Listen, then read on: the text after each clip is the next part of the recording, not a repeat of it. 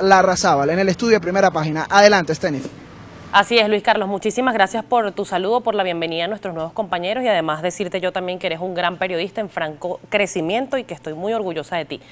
Dicho esto, vamos a iniciar ahora sí conversación con Carlos Larrazábal, presidente de Fedecámara, quien también por supuesto me complace mucho tener acá conmigo hoy. Bienvenido. Bueno, buenos días, saludos a ti, a todo el equipo, la mejor de la suerte para Derek en esta nueva experiencia. Amén. Y bueno, saludos a todas las personas que nos ven y nos escuchan a esta hora de la mañana. Y que además quieren escuchar sus pronunciamientos, señor Larrazábal. El sábado pasado, pues Fedecámaras publicó un comunicado que, entre otras cosas, o para sintetizar un poco el tema, pues pedían no participar en estas elecciones del próximo 22 de abril. No participar, señor Larrazábal, pero ¿qué viene después de ese 22 de abril?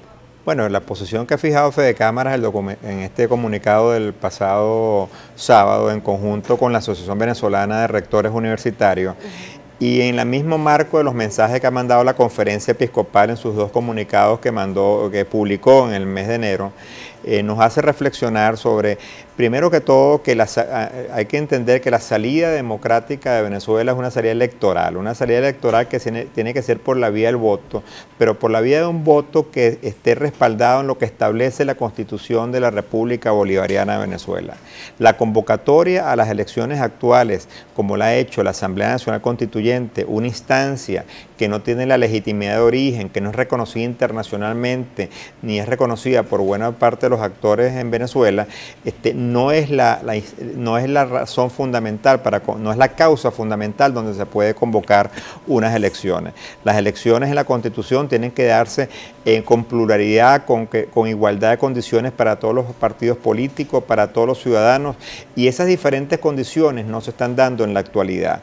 Por eso es nuestro llamado de reflexión también en el comunicado. El llamado no es a la abstención, el llamado es a promover el voto serio, responsable en el marco de la Constitución. ¿Cómo lograr precisamente llegar a ese punto, a esas condiciones y que el voto signifique no solamente votar, sino también elegir? ¿Cómo lograrlo? Claro, en nuestro rol fundamental como miembros importantes de la sociedad civil, como son la Asociación de Rectores y el empresariado venezolano, lo que hacemos es un llamado de atención para que los factores políticos y para que el gobierno nacional rectifique, para que se puedan tomar las medidas necesarias y para que efectivamente tengamos unas elecciones donde se pueda solventar y donde el ciudadano pueda escoger y pueda elegir en libertad y que ese voto realmente refleje la voluntad popular, que no es lo que se está viendo en el esquema que se está planteando en la actualidad.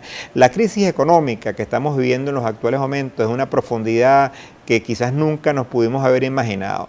En Fedecámara nos ha tocado la difícil labor de advertir reiteradamente, y lo dijimos en nuestro mensaje de fin de año del pasado mes de diciembre, que la situación económica que estaba era sumamente grave, pero lamentablemente se tendía a profundizar.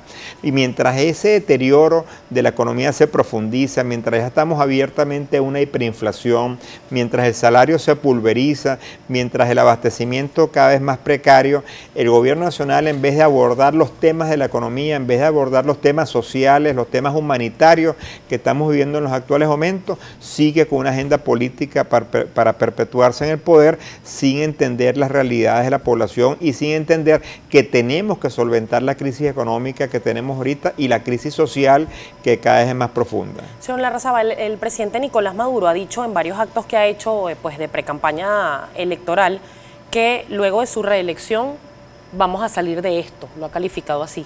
Él asegura pues que va a haber un relanzamiento económico, que se van a tomar medidas para mejorar la economía y para combatir la guerra económica. Esa sigue siendo la tesis del gobierno nacional. ¿Considera usted que puede haber una expectativa positiva de reelección del presidente Maduro y que se cambien algunas cosas?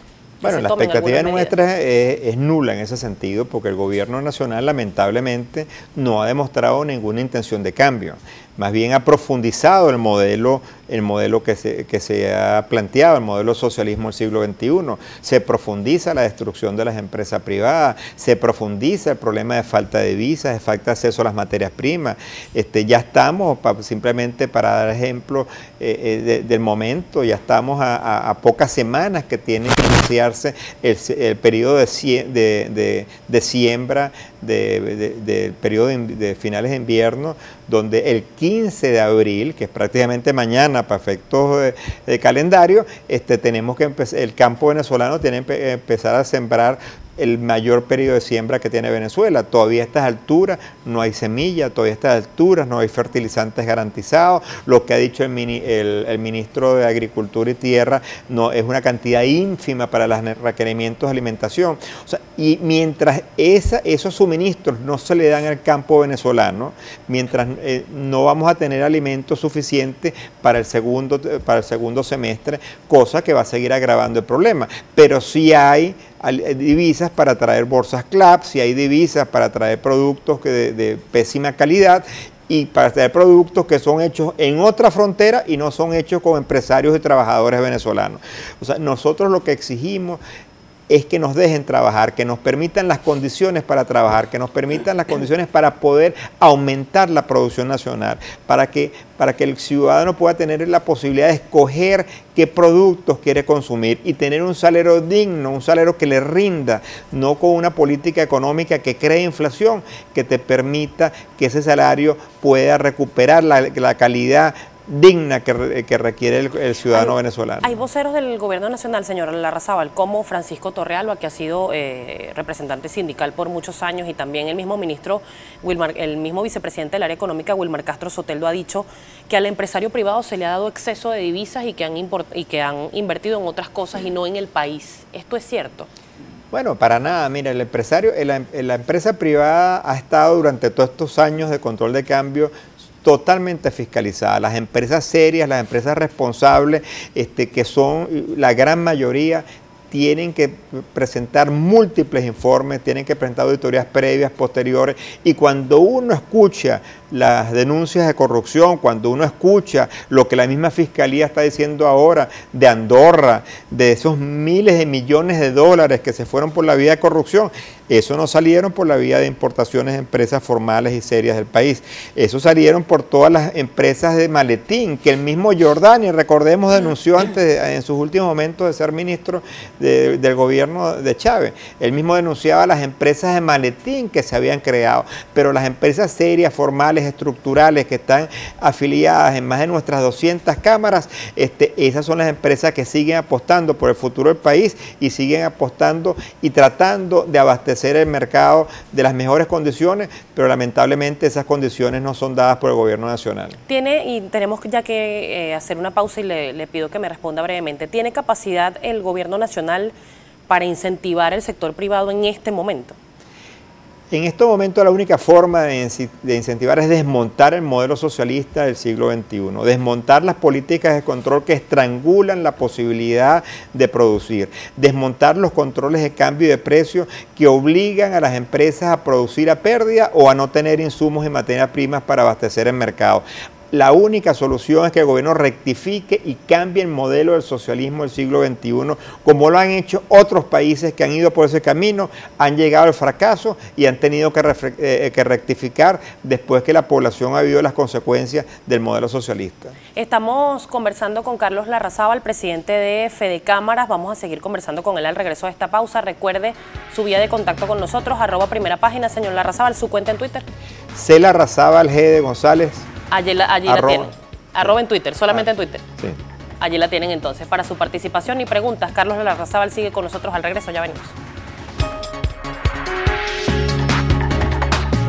De la mañana sigue con nosotros Carlos Larrazábal, presidente de Fedecámaras. Usted nos ilustraba un poco de las medidas que deberían tomarse y hemos escuchado en reiteradas oportunidades además el tema del levantamiento del control de cambio.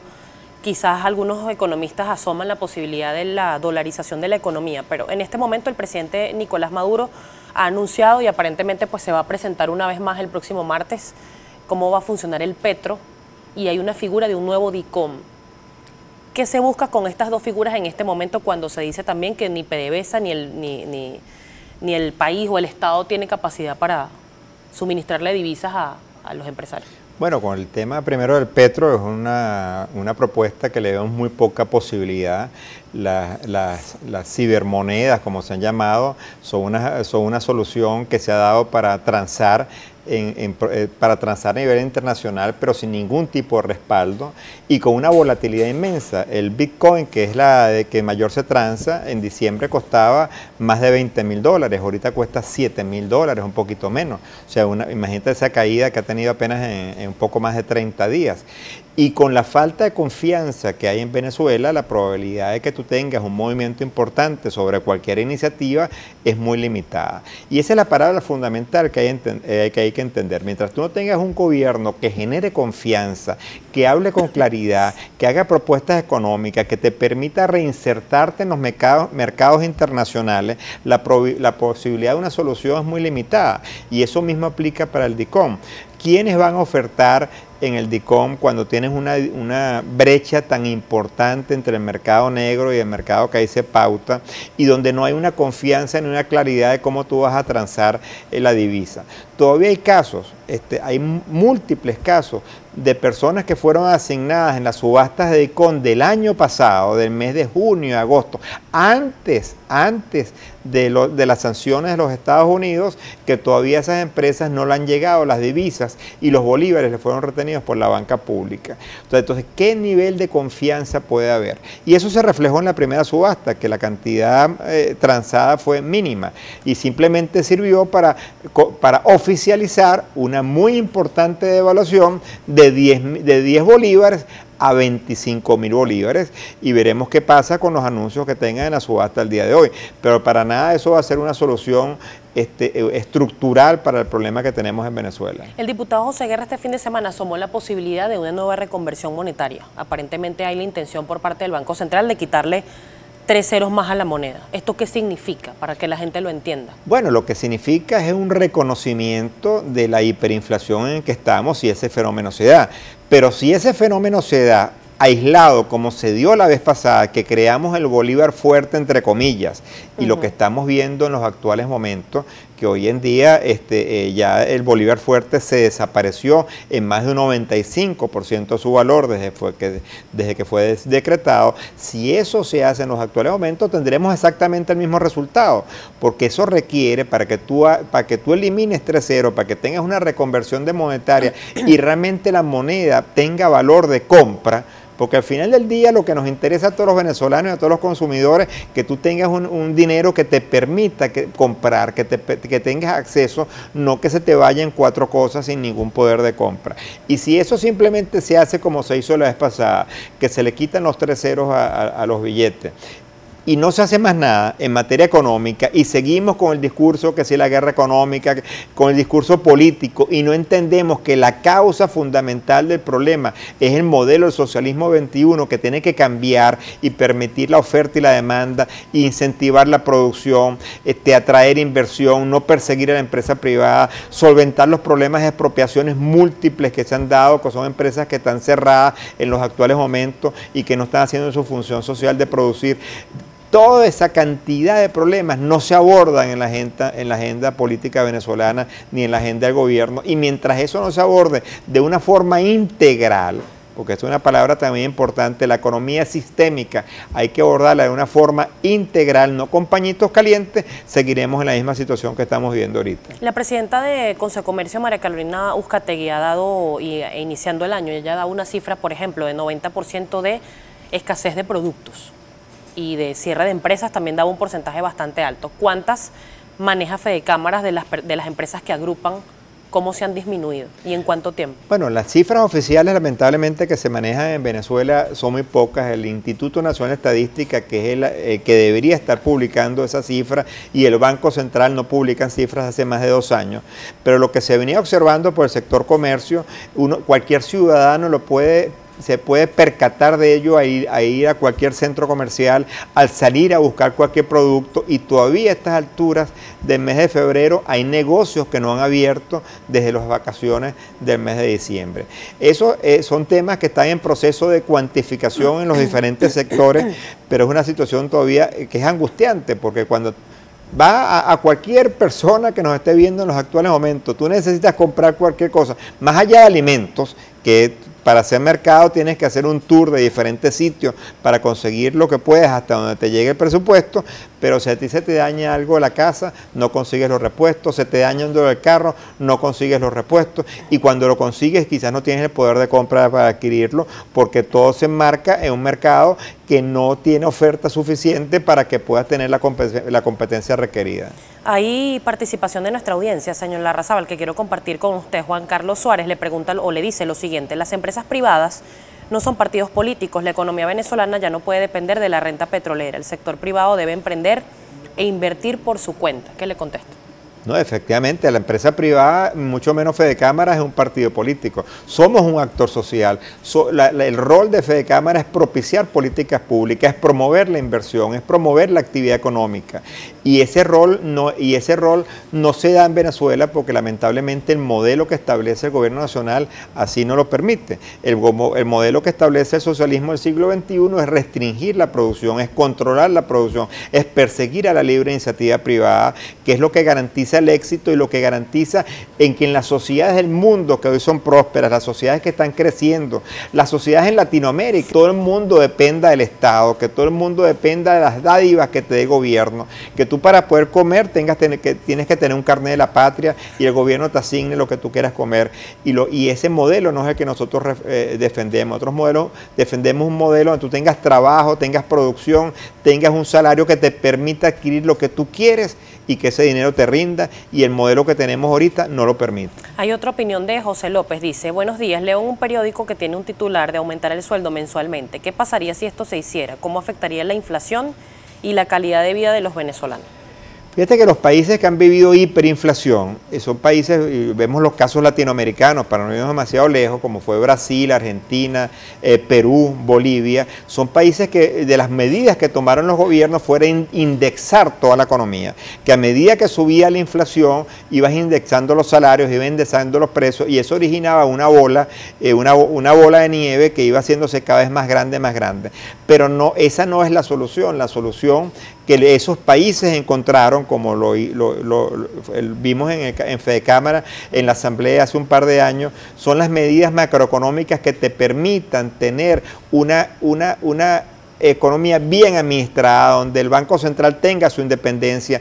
Son temas que quizás las personas que nos escuchan son difíciles de entender porque no manejan la terminología económica para entender esa realidad.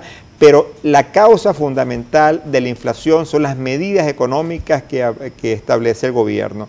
Y esas medidas, mientras no vayan vinculadas al incentivo de la producción, a que tú tengas más oferta, a que tú tengas más producto, a que el gobierno controle el gasto fiscal, a que no se imita dinero inorgánico y el gobierno esté gastando la plata que no tiene.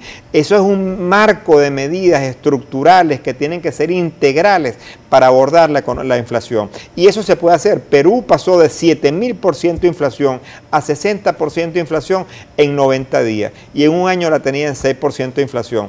Sin cambiar a los empresarios, sin meter preso a nadie, sino tomando medidas serias y responsables.